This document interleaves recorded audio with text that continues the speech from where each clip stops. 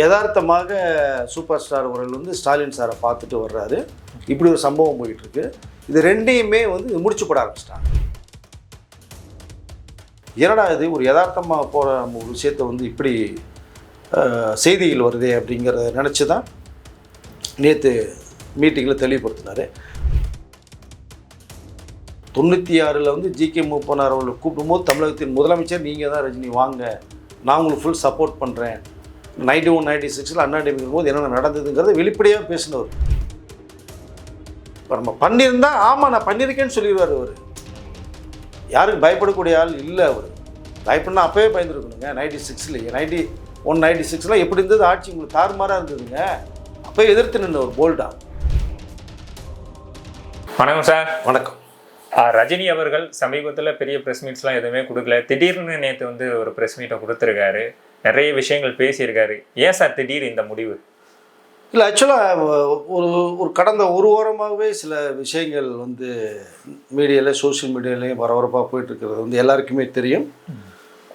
அது ரஜினி அவர்களுக்கு பிடிக்காதவர்கள் இருப்பாங்க இல்லையா. இப்போது விஜய் அவர்களுக்கு அரசியல் வந்ததே நிறைய பேருக்கு பிடிக்கல. நிறைய விமர்சனங்கள் வந்து பலதரப்பட்ட பேர் மீடியாவிலையும் சோஷியல் மீடியாவிலையும் உட்காந்து நிறைய விஷயங்கள் பேசினாங்க.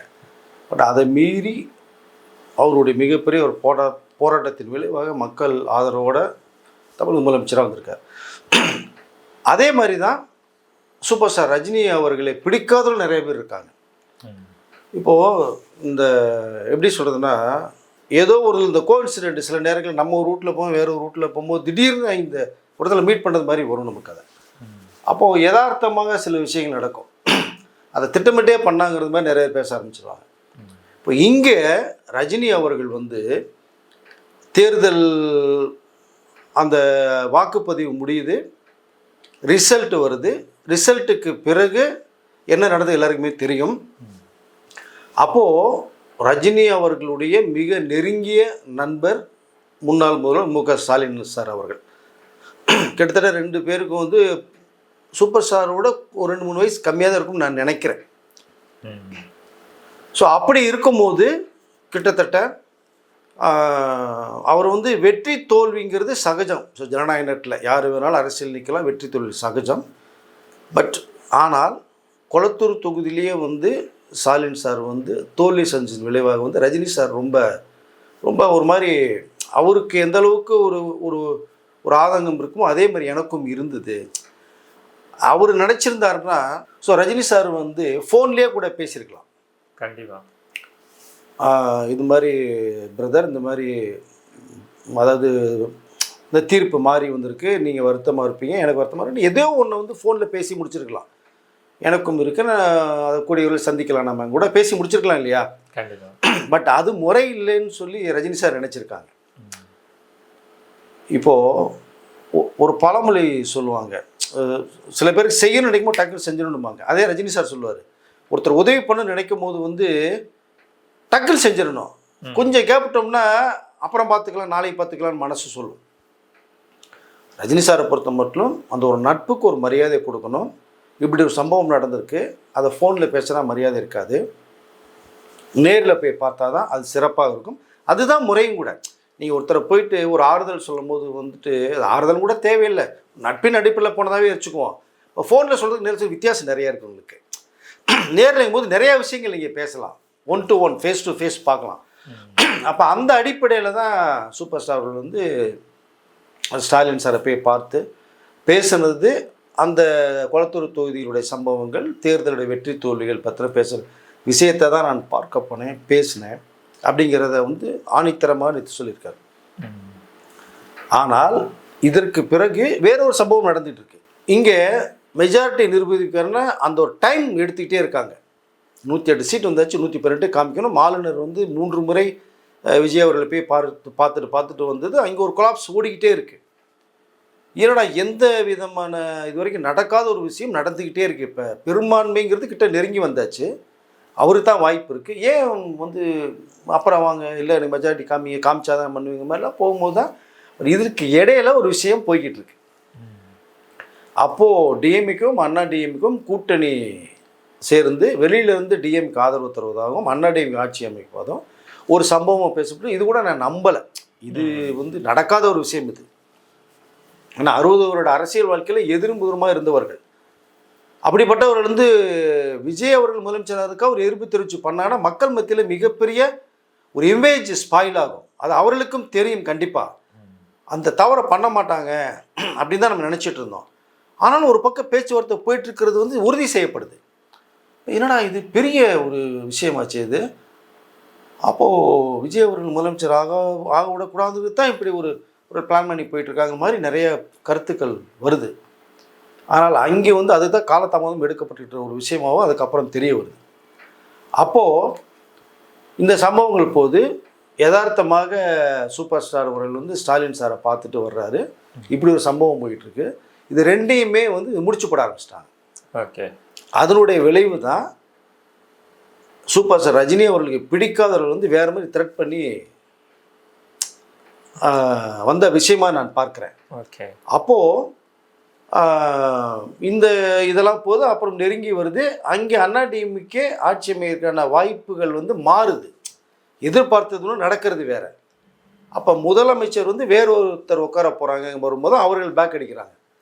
அவர்கள் உட்கார வைக்கிறதுக்கு நாங்கள் இதுக்கு வரணும் அப்படிங்கிற மாதிரிலாம் சில பிரச்சனை போகும்போது தான் அப்போ உட்காந்தா அவர் தான் சிஎம் இல்லைன்னது கிடையாது முறை போகும்போது தான் அவர்கள் பேக் அடிக்கிறாங்க. அப்போ அதிலேருந்து அந்த பேச்சுவார்த்தை வந்து சரியாக ஒத்து வரல. அப்போ தான் விஜய் அவர்களுக்கு வந்து ஒரு ஆதரவு கடிதம் வருது. அந்த நேரத்தில் தான் ஆளுநர் கூட திருவனந்தபுரம் போகிறது மாதிரி ஒரு ப்ரோக்ராம் வேறு போட்டுட்ருக்காங்க. போயிட்டாருன்னா எப்போ வருவான்னு தெரியாது. 10ஆம் தேதி அன்றைக்கி நம்ம தமிழ்நாட்டோட டைமே முடியுது. 11ஆம் தேதி ஆளுநர் ஆட்சி வந்துடும். அப்போது இந்த சம்பவங்கள்லாம் வச்சு தான் ரஜினி சார் வந்து ஸ்டாலின் சாரை பார்த்தாரு, பேசினார் அப்படிங்கிற விஷயம்லாம் போச்சு. பட் அது இல்லை, நான் ஒரு நண்பரை தான் பார்க்க போனேன் அப்படிங்கிற விஷயத்தை தெளிவுபடுத்துகிறோம். இப்போ மீடியாவும் சோசியல் மீடியா எந்த அளவுக்கு மக்கள் மத்திட்டு ஒரு லெவலில் போய் இருக்குங்கிறது வந்து நேற்று அவர் பேசும்போது தெரிஞ்சுது நமக்கு. அதை அப்போ விளக்கம் கொடுக்க வேண்டிய சூழ்நிலைக்கு ஆக வேண்டியது. அப்போது என்ன பண்ணலாம் போது அவர் என்னை பொறுத்த மட்டுமே ஒரு வீடியோ கூட விட்டுருந்துருக்கலாம். பெரிய விஷயம் கிடையாது. ஒரு 5 நிமிஷம் பேசி ஒரு வீடியோ விட்டுருந்தாரு கூட ஓகே. பட் அதை கூட வந்து விரும்பலை அவர். இப்படி நம்ம பேர் அடிபட்டு இருக்கும்போது அதுக்கு நம்மளே நேரடியாக வந்து ஒரு விளக்கம் கொடுத்தது தான் பத்திரிகை நண்பர்களை வந்து அழைச்சாங்க. நேற்று பாய்ஸ் கார்டன்லேயே வீட்டிலே வந்து அதாவது ஒரு மீட் ஒன்று பண்ணார். மீட்டிங் பண்ணும்போது அவர் ஃபஸ்ட்டு தன்னுடைய கருத்துக்கள் என்ன சொல்ல நினைக்கிறோட சொல்ல வர்றாரு.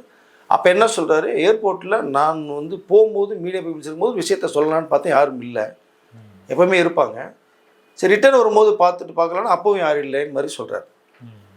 அப்போ யாரோ ஒரு நபர் வந்து மொபைலில் வச்சு கேட்குறாங்க. இப்போ எனக்கு வந்து மொபைல் வச்சு பண்ணும்போது எனக்கு அதில் உடன்பாடு இல்லைங்கிற மாதிரி ஒரு விஷயம் சொல்கிறேன். அப்போ நான் சிரிச்சுக்கிட்டே கடந்து போனேன். இப்போ அதையும் ஒரு பெரிய விஷயமா ஆக்கும்போது தான் என்னடா இது ஒரு யதார்த்தமாக போகிற நம்ம ஒரு விஷயத்தை வந்து இப்படி செய்திகள் வருதே அப்படிங்கிறத நினச்சி தான் நேற்று மீட்டிங்கில் தெளிவுபடுத்தினார். அப்போட நிறைய பத்திரிகை நண்பர்கள் கேள்விக்கு கூட பதில் சொல்லிட்டே தான் இருக்கார். அப்போ ஒருவேளை வந்து கமல் அவர்கள் முதலமைச்சரானா கூட எனக்கு பொறாமல் வந்திருக்கலாம்னு சிரிச்சுட்டே ஒரு விஷயத்த சொல்கிறார். இப்போ விஜய் அவர்களுக்கு வந்து முதலமைச்சரானது வந்து என்னுடைய வாழ்த்துக்களை எக்ஸ்தலத்தில் நான் சொல்லிட்டேன் அப்படின்னு சொல்கிறார். சொல்லி முடித்தாச்சு. திரும்ப இப்படிலாம் பேச்சுவார்த்தை போகுது. அப்போ விளக்கம் பார்க்குறாரு, முடியல. அப்போது திரும்பவும் என்ன சொல்ல ஆணித்தரமாக சொல்கிறாரு, என்னுடைய இதயபூர்வமான வாழ்த்துக்களை தமிழக முதலமைச்சர் விஜய் தெரிவிச்சுக்கிறேன்னு இறுதியாக அவர் முடிக்கிறார். அப்போது நிறைய அவர் செய்வார், சொன்னதை நிறைய சொல்லியிருக்காரு. மக்களுக்கு அவர் செய்வார். அட்லீஸ்ட் குறைஞ்ச ஒரு 2 வருஷமாவது ஒரு டைம் கொடுக்கணும். நம்மளும் சொல்லியிருக்கோம், டைம் கேட்டிருக்காரு. டைம் கொடுத்தா தான் அடுத்தடுத்து வேலைகள் பண்ண முடியும். ஃபஸ்ட்டு உள்ளுக்குள்ளே போய் என்னன்னு தெரிஞ்சுக்கிறதுக்கே ஒரு 6 மாதம் ஓடும் உங்களுக்கு. இப்போ ஒரு பிஸ்னஸ் ஆரம்பித்தாலும் நீங்கள் போட்ட உடனே லாபத்தை பார்க்க முடியாது. ஒரு 6 மாதம் நீங்கள் கடுமையாக உழைக்கணும் அந்த பிஸ்னஸில். திரும்பி இன்வெஸ்ட்மெண்ட் பண்ண வேண்டியது வரும். அப்புறம் தான் லாபத்தை நீங்கள் பார்க்க முடியும். சாதாரணமாக ஒரு 5-10 லட்ச ரூபா போட்டு பிஸ்னஸ் பண்ணுறதுக்கே 6 மாதம் டைம் எடுக்கும்னா எவ்வளோ பெரிய விஷயம். தமிழ்நாட்டு மக்களையும் காப்பாற்றணும், சொன்னதை செய்யணும், தமிழ்நாட்டு வளர்ச்சியை பாதுகாக்கும் போது எவ்வளோ பெரிய ஒரு டார்கெட் அது. அப்போ குறைந்த ஒரு 2 வருஷமாவது தரணுங்கிற ஒரு நோக்கத்தில் ஒரு சொன்ன விஷயமும் நமக்கு இருக்குது. ஸோ அதனால் வந்து நேற்று தெளிவுபடுத்தும் போது அவர் இன்னும் பேசும்போது பார்த்தா இந்த ரஜினிகாந்த் வந்து அந்தளவுக்கு தரங்கட்டு போகிற ஆள் கிடையாதுங்கிறதையும் ஆணித்தரமாக சொல்கிறார். அப்போது அவர் அரசியலில் எவ்வளோ செல்வாக்கு மிகுந்தவர் அப்படிங்கிறது எல்லாருக்குமே தெரியும். 96 வந்து ஜிகே மூப்பனார் அவர்களை கூப்பிடும்போது தமிழகத்தின் முதலமைச்சர் நீங்கள் தான் ரஜினி வாங்க நான் உங்களுக்கு ஃபுல் சப்போர்ட் பண்ணுறேன். 91 96 அண்ணா டிஎம்கே போது என்னென்ன நடந்ததுங்கிறத வெளிப்படையாக பேசினவர். வெளியுறவு கலாச்சாரம் அப்படின்லாம் பேசி மிகப்பெரிய மாற்றத்தை உருவாக்க பார்க்குறாரு. அப்போது ஒரு சின்ன குழப்பத்தில் இருக்கும்போது வரலைங்கிற முடிவு எடுக்கிறாரு. அப்போ தான் நீங்கள் வரலைன்னா அந்த ஆட்சி நீ வரக்கூடாதுன்னு சொல்கிறீங்க, அப்போ எனக்கு ஆதரவு கொடுங்கன்னு சொல்லி டாக்டர் கலைஞர் ஐயா அவர்கள் கேட்டுக்கொண்டது ஒரு விஷயம் ஒன்று இருக்குது. அப்போ தான் சொன்னார், வாய்ஸ் ஓவர் கொடுத்தார். மீண்டும் ஆட்சிக்கு வந்தால் தமிழகத்தை கடனோட காப்பாற்ற முடியாதுன்னு ஒரே வார்த்தை தான் சொன்னார். மிகப்பெரிய தலைகளாக மாறிச்சு, ஆட்சி மாற்றம் வந்தது. ஸோ இப்படி அரசியலில் எல்லாருக்கிட்டையுமே ஒரு நல்ல மதிப்பு முறையாக வச்சுருக்கிறவர், ஒரு வாய்ஸ் ஓவர் கொடுத்தா ஒரு கிங் மேக்கராக இருக்கிறவர் தான். பட் இங்கே ஒரு அரசியலுக்கு வரலை. ஓகே, அது அப்படியே தொடருது. ஆனால் 2021 வந்திருந்தால் அவர் தான் தமிழகத்தின் முதலமைச்சர். ஏன்னா 2019 செகண்ட் கட்டமாக அவர் அந்த அரசியல் சூடை வந்து பறக்குது. எல்லா மாவட்ட செயலர்களையும் மாவட்ட மன்றங்களையும் கூப்பிட்டு வச்சு ராமேந்திர மண்டபத்தில் வாரம் மீட்டிங் பண்ண விஷயம் இருக்குது. அப்போ அந்த ரொம்ப ஸ்பீடாக போகும்போது திடீர்னு கொரோனா அலை ஒன்று வருது, உலகத்தையே திருப்பி போடுது, நிறைய பேர் பாதிக்கப்படுறாங்க. ரஜினி சாரோட உடல்நிலையும் அதில் பாதிக்கப்படுது. கொரோனா அட்டாக் பண்ணலை, ஆனால் அவருடைய ஏற்கனவே உடல்நிலை கொஞ்சம் சரியில்லாமல் இருக்குது. அப்போ இதில் வந்து பிரச்சாரத்துக்கு போகணும், தமிழ்நாட்டு மக்களை சந்திக்கணும், கூட்டம் சேரும்.